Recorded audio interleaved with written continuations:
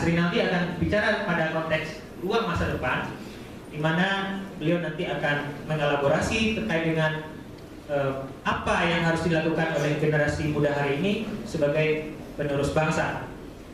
Itu ruang diskusinya, dan sahabat-sahabat semua sudah bisa mulai berpikir di konteks 3 fokus yang saya arahkan itu. Nanti kita akan memberikan ruang yang sangat besar untuk berdiskusi pada sahabat-sahabat semua calon negarawan muda. Untuk pertama, kita berikan waktu dulu kepada Pak Prof. Hamdi Muluk. Beliau akan bicara tentang bagaimana konteks kepemimpinan hari ini pada case 2 kekuatan, yaitu KIH dan KIP. 15 menit kita berikan waktu pada Pak Prof. Silakan Pak. Terima kasih. Tadi itu Musfi. Ya, makasih Musfi. Assalamualaikum warahmatullahi wabarakatuh. Selamat datang di kampung Anggo. Saya selamat datang ya. Salam sejahtera bagi kita semua. Selamat pagi.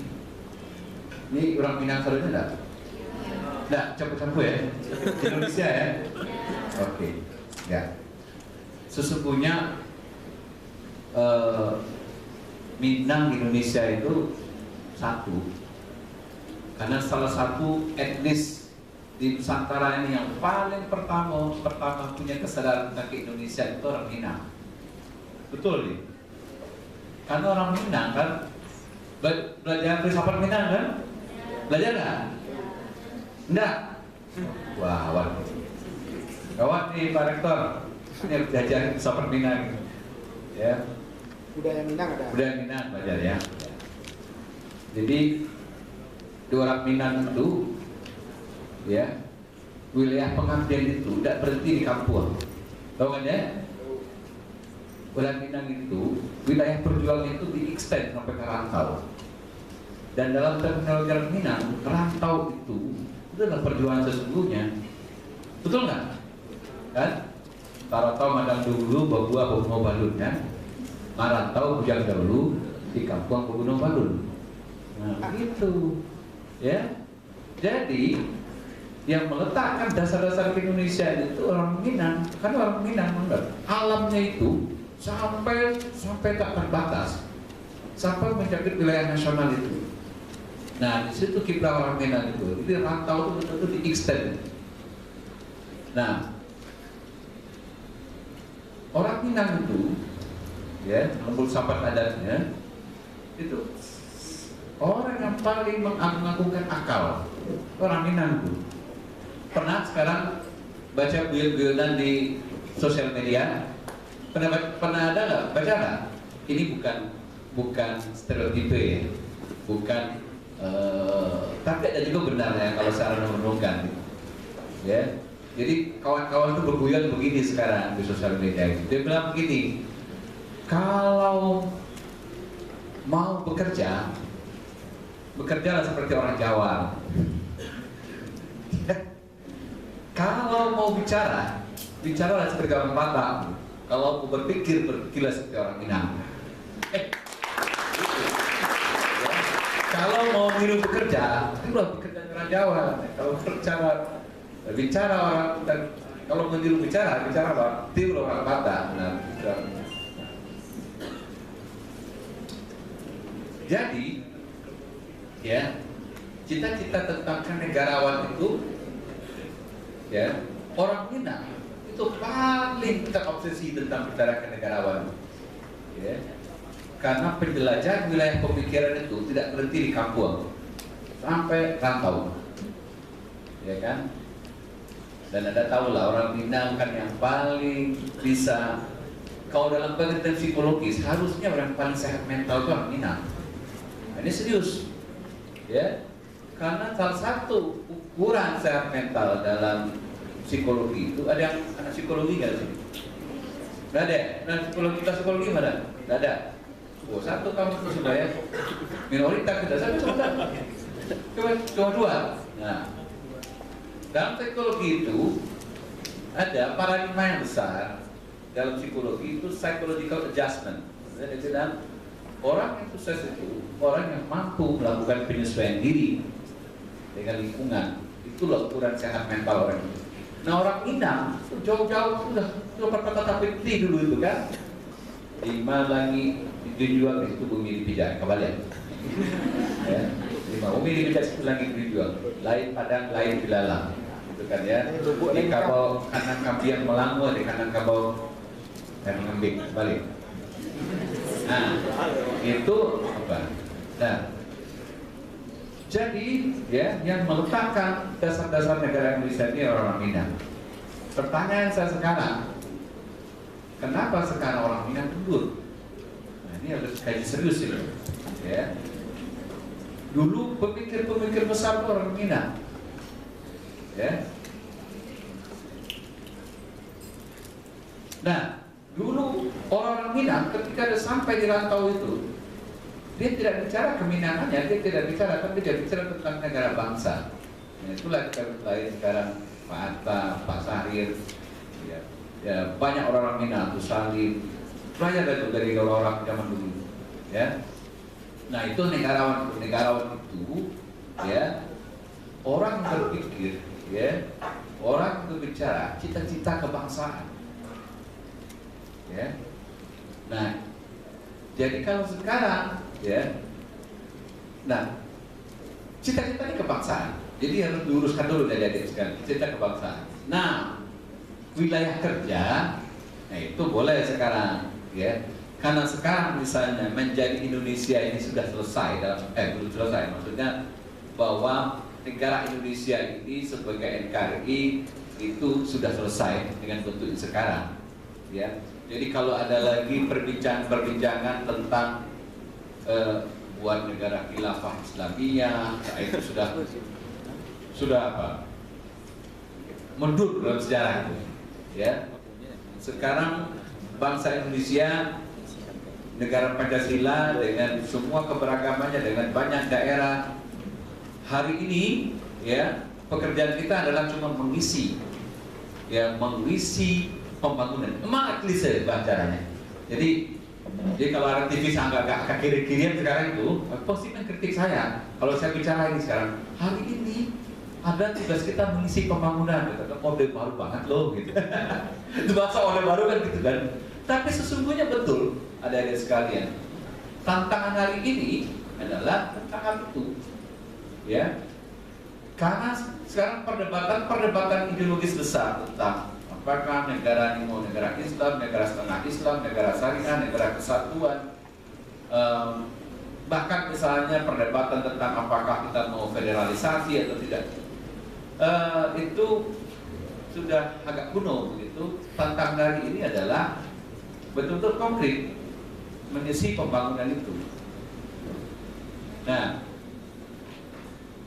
itu yang hari ini tadi Pak Moderator mengatakan bagaimana ini kita melihat hari ini nih agak sedikit dengan harap-harap cemas masalah pembangunan hari ini. Ini apakah jalan ini roda pembangunan di tengah adanya bahasa sekarang ya teman-teman saya mengatakan ini bahaya ini divided governance, ya, pemerintahan yang terbelah. Sebenarnya tidak usah terlalu cemas juga menurut saya adanya realita. Cuma kita salah memahami persoalan check and balances ini, ya. Jadi kita mungkin ini ada distorsi juga dan mungkin elit-elit juga. Kalau hari ini tadi Pak Rektor, Pak Direktur tadi bilang saya gundah juga hari ini Pak ya. Ini mau kemana negara ini? Kalau sekarang ada koalisi merah putih, koalisi Indonesia hebat, kerjanya di parlemen sekarang ribut dulu, tidak jalan-jalan jalan di tempat. Jadi alih-alih dia bicara tentang kepentingan publik, kepentingan negara, hari ini dipikirkan perut sendiri, kira-kira begitu, ya. Ini mau kemana bangsa itu? Hari ini misalnya petisi untuk yang bertanda tangan untuk membubarkan DPR itu sudah sampai 690.000. Ya juga ini. Saya kirim kan, itu tanda tangan juga gitu loh. Saya nggak mau tanda tangan. Saya nggak mau tanda tangan karena menurut saya prinsip tidak boleh Ya, dulu Soekarno itu pernah membubarkan Konstituante, dan itu kesejalan sejarah yang kita sesali. Jadi bagi saya betapapun menyebalkannya, sebagai himbauan bola, sebagai gerakan moral gitu, supaya yang di Senayan itu bercermin. Kalau kalian begini terus, ini sudah 660.000 orang yang mangkelnya udah nggak minta ampun. Nah, kira-kira begitu. Tapi memang tidak boleh kita membubarkan. Ya, ini prinsip. Ya, gitu. Jadi, dan itu otoritarian gitu. Jadi kalau hari ini kita desak presiden, ya, atau sekarang ini kan bolanya dibawa ke MK. Nah, tapi tidak ada dasarnya memang MK membubarkan DPR, ya, karena itu ya bagian inherent dalam sistem kepolitikan kita, nggak mungkin dibubarkan, ya. Jadi Anda belajar teori politik yang paling dasar pun tahulah itu, ya, bahwa dalam penyelenggaraan hajat publik ini, nah jadi mungkin saudara-saudara harus mengerti sekarang hakikat politik dulu. Ini tadi hakikat politik, publik, negara, negarawan, politisi. Mari kita dudukkan dulu satu urusannya. Ya, urusan politik itu, ya, dalam pengertian yang luhur, dan memang harus kita kembalikan pada pengertian yang luhur. Ya, jangan Anda reduksi pengertian politik itu sebagai sebuah game, sebagai sebuah kelakuan yang urusannya hanya persoalan, ya, permainan kekuasaan. Kekuasaan, ya, memang perlu, karena dalam kekuasaan terkait wewenang, ya, dalam kekuasaan wewenang itu eksekusi, ya. Jadi tidak semua orang diberi mandat untuk menggunakan kekuasaan untuk mengeksekusi. Eksekusi itu pengertiannya adalah manajemen, adalah merencanakan, ya, melaksanakan, mengawasi dan mengontrol. Itu definisi kekuasaan, dan itu memang harus legitimate, ya. Dan untuk mendapatkan itu memang ada gamenya, demokrasi itu, ya. Tapi sesungguhnya pengertian politik yang paling hakiki harus Anda balikkan kepada pengertian publik. Publik itu hidup kita banyak ini, hidup kita bernegara ini. Jadi bernegara itu urusannya adalah kepentingan publik. Nah, yang mengatur kepentingan publik itu disebut public policy. Ya, public policy itu paling tinggi konstitusi. Jadi dengan kata lain, bernegara urusannya sederhana, urusan menegakkan konstitusi. Nah, konstitusi itu ditegakkan oleh seluruh stakeholder bangsa ini.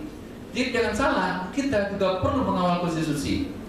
Dalam teori politik, ya, yang sederhana, kalau ada baca Tocqueville, Alexis Tocqueville itu kan bicara politik itu, ya, dalam dua negara itu paling tidak dua kekuatan besar, state dan civil society, negara dan civil society. Nah, di luar negara itu, nah negara itu kalau kita bagi lagi, ya, adalah pengemban amanat publik yang mengeksekusi kebijakan publik, mulai dari merencanakan, melaksanakan, mengontrol. Mengontrol kita ada tugas kita nanti, tapi terutama membuat perencanaan dan mengeksekusi itu. Nah, itu ada kekuasaan memang melekat di situ. Nah, kekuasaan itu memang dimandatkan lewat sebuah proses apa? Pemilu. Pemilu itu proses memberikan mandat saudara-saudara kepada orang yang akan membuat perencanaan, yaitu legislatif itu, ya, nanti akan dilaksanakan oleh eksekutif, dieksekusi, ya.